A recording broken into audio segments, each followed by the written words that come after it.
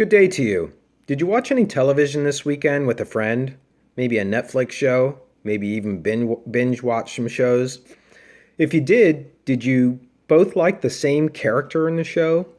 Did you both have the same reason for watching the show? Did you both watch the show with the same kind of intensity? No, of course not, right? You may have had some similarities, but you're actually different people from that person sitting next to you on the couch watching a Netflix show. And therein lies the problem with conceptualizing what we call the audience for mass media. The audience is really a conglomeration of people that we put together by virtue of them watching a show at the same time, or listening to a radio program at the same time, or reading the same newspaper. However, the audience doesn't really allow us, as a conceptual tool, to get at the differences between people. So in essence, the idea of a media audience is an artificial construct.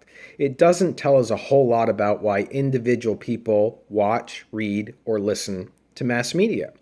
And that is the basis of this chapter. It's on media audiences, and it starts out with that premise that we can't really describe an audience accurately because it's artificial. Nevertheless, we still want to look at audiences because they are, as my metaphor tries to get across, the passers-by to a tree. They are the people who walk by a media system every single day, or drive by a media system, or who are reached by a media system in their living room through all of the mass media devices that they have in their home. They are the people who consume the content.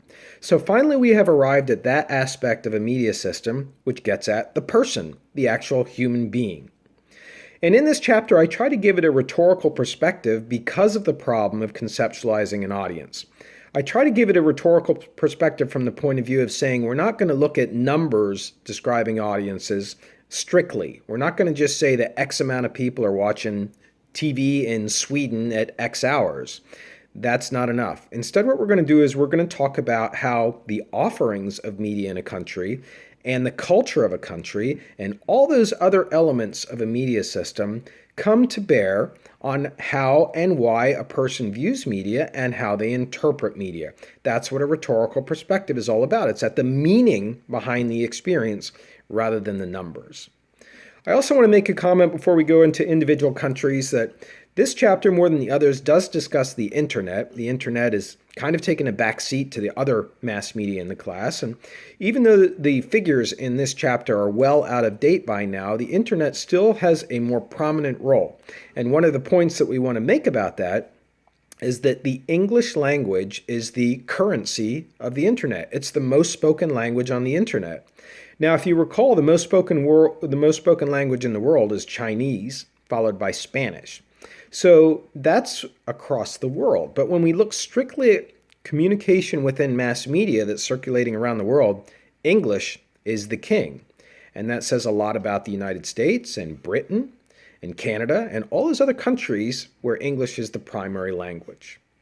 Now on to the countries for this class. A lot of these points are sort of summary points from other chapters, so this video lecture will not be as detailed as the others or as long. And so here we go. We'll talk about France first. France, we know already, has low newspaper readership. We know that because the newspapers are very stuffy. They're very intellectual. They're for an elite audience. It's not the average person who's picking up a newspaper in their driveway in France. It's a person who's really politically minded, somebody who's working for the government. It's somebody who's an academic, somebody who's a professor, somebody who's working for a think tank institute. Now, of course, this doesn't describe everybody who reads a French newspaper, but that, in essence, describes why France has low newspaper readership. We also know that public radio is listened to even more than commercial radio in France. And how unusual is that? That people are actually choosing to listen to the government-funded radio stations more than they're choosing to listen to commercial radio. And similar as we will find to Sweden and the UK, that's because of this license fee that generates money that the government can put into producing programming for radio stations, and that programming is going to be appealing to youth interests. It's going to have pop music. It's going to be offering entertainment programming. That's what public programming does. Very different from the United States, where public programming is almost always somewhat elitist, educational, and usually designed for children. That's not the case in France or Sweden or the USA. Now, moving on to Sweden, we know that Sweden has high newspaper readership. It had the highest newspaper penetration out of all of the countries. And Swedes just love to read newspapers. In part, that's because it's a small country with a small population of 8 or 9 million people. And if they don't find out what's going on in the rest of the world, they are going to be very closed off in a little tiny cocoon tucked in the corner, tucked away in the corner of Europe. So newspapers are just one of the ways that they use mass media to connect with the rest of the world. We know that radio listening is also high in Sweden, and just like France, lots of public radio listening goes on, over 2 hours per day, to public radio in Sweden. And finally, we know that TV is some of the most diverse TV across the world, not just in terms of the countries that TV is coming from. You can find TV that's coming in from Latin America, from the United States, from Europe, from China. You find all kinds of TV on Sweden that's then been dubbed into the Swedish language with that black box at the bottom. But we know also that, once again, Swedish TV has a lot of educational material to it, just like France, just like the UK, mainly in the form of documentaries. And not just documentaries on the history of an area. You'll have documentaries on Sweden that are talking about nature, for example. And the way that the documentary does that is it brings together two families that go on a caravan ride into the woods, and they end up drinking and singing and sitting around a campfire. But really the point of the documentary is to show how you can use nature to have a good time rather than having to go out to a restaurant, having to go to a movie, having to go spend money on clothes. Spending time in nature is a big value in Sweden, and that comes across as educational programming in their documentaries. Similarly, for the UK, when we talk about the UK in terms of its media audiences, we know that they are huge readers of newspapers in the UK. In fact, 50% of people are reached by newspapers on a daily basis. And that in part speaks to people from the UK just being big readers. They just like to read. They're reading books all the time, even in public places. They're reading books in pubs. They're reading books in cafes. They're reading books on trains. So reading is something that they like to do. They like to take in information that way, and the thought process that reading engages. We know that on the radio side of things, the public radio is also listened to very much. It's BBC radio in England, as is commercial radio. They both have strong radio listening. And we know that when we get to television, aside from the documentary being a prominent content type for UK television, also the UK has a lot of interactive TV viewing.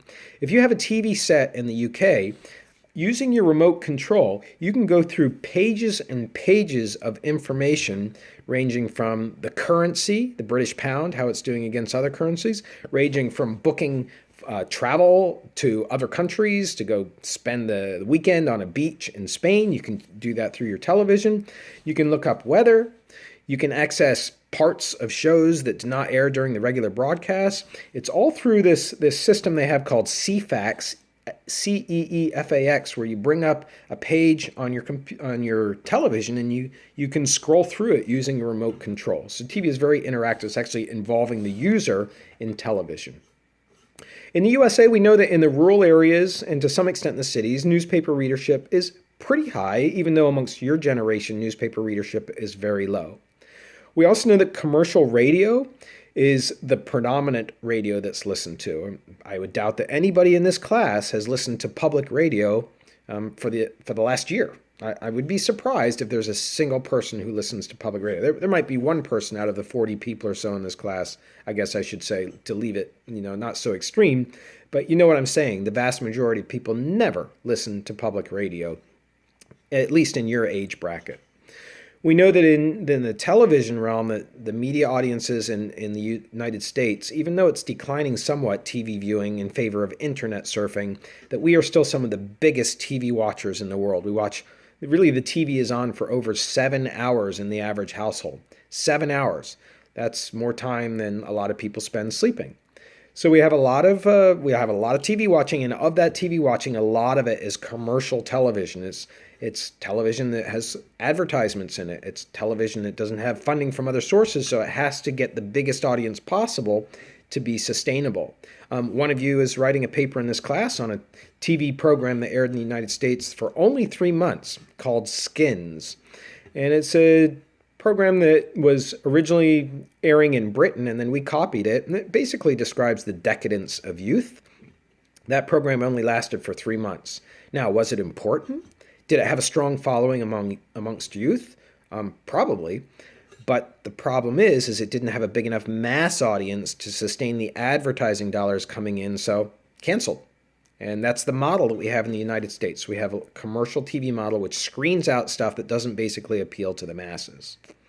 When we get to Mexico, we know that there's low newspaper readership. We know that if a newspaper is bought, it is passed around up to 5 people. We know that newspapers also are very political. And we know that newspapers are not revealing who their readers are. They don't want to, so that the government doesn't pull out the advertising that it pays for. But we do know that newspaper readership is low. On the other hand, we know that radio listening and TV viewing are really, really high. And part of the reason for that is because Mexicans love music. They are musical performers, so radio is always supplying music, and they love to listen to music. On the TV side of things, because Mexico has mostly a fair weather climate, no matter where you go, people bring TVs outside. They bring them outside. They string those electrical cords all over the place. You even see taxi drivers and bus drivers watching television in Mexico, as crazy as it sounds. So TV is a really big deal, and of the TV that people watch, most of it is commercial. In China, moving to China now, we know that it has a huge newspaper penetration, not as much as Sweden, but about 3/4 of the population are getting newspapers every single day. And part of the reason for that is because the government supplies newspapers for free. The government supplies lots and lots of newspapers that are party-affiliated newspapers that people can read on those viewing frames. So people, especially since much of China is poor and is rural, they're clamoring for information. They take that free offer and read the newspapers. We know that radio is not as high as it is in other countries. China has some radio listening going on, but it's not the favorite medium. And we know that TV also has, to some extent, a low penetration rate in China. It seems that newspaper is still the most popular medium in China. Going to Ghana now, we know that newspaper readership is low. Part of that is because people can't get newspapers, especially if they live in areas that you can't drive a car to or a truck to deliver newspapers. We know that some Ghanaians are from tribes where newspaper readership is not possible because their language is not any written language. And so newspapers are low. On the other hand, we know that radio is the most important medium because it fits in with an oral culture, and because it's inexpensive, and because it reaches all parts of Ghana. You can have a battery-operated radio. You don't need electricity. So radio listening is very, very high. We know that TV viewing is very, very low. A lot of people don't have TVs. I'm not speaking blanketly across the population, particularly as China continues to increase some of its wealth. But generally speaking, people don't watch TV, and if they do, it's very communal. One person has a TV, and lots of people from the neighborhood come over and watch that TV program with them. And then finally, in Lebanon, we know that there's low newspaper readership because the newspapers are so fractious and they are so politically oriented that the average person has very little interest in reading a newspaper. And if you do, you're only going to read the newspaper that espouses your political viewpoint. Interestingly enough, though, the biggest section of readers to Ghanaian newspapers is the age bracket 15 to 34. And in that newspaper world, that's kind of unusual because young readers in general are moving away from newspaper readership in other countries. But in Lebanon, it could signal a refreshing of spirit after the generations previous got the country involved in a civil war. We could see the youth trying to take a stake in the future, a serious stake in the future of Lebanon. That could be why they're reading newspapers. Radio is widely listened to because you can get radio all over the place. Any radio station can cover the entire country. Radio is very much a listened to medium in Lebanon. And we know that in Lebanon, TV watching is fairly low, in part because of the production values that are associated with TV, but also because television is something that is also very fractious. A lot of it is politically oriented. And what's going along with that is that the most important genre of TV that is watched, or the most popular genre of TV that is watched, I should say, by Lebanese people is news. It's not even entertainment programming. So those people are watching news, but they're going to watch news that is portraying a viewpoint of Muslim news or of Christian news or of Azerbaijani news or another denomination of a religion that particular audience has an alignment with. And we know that of the soap operas that are watched, that Egyptian soap operas tend to be the most popular in Lebanon. So there you have it, some highlights of what happens if you are a passerby in one of those 8 countries. What is the likely content that you're going to have a lifetime experience with? And that's really what this chapter is about. Is so what kind of a media consumer are you? Not strictly because of your own choices of what to view, but because of your culture, because of what's available, because of the convenience of what's available, and because of the values that you yourself have and the habits that you have for watching media. All of this takes away somewhat from the idea that we choose on our own free will what media content we're going to be exposed to. So there you have it. I hope you have a great day.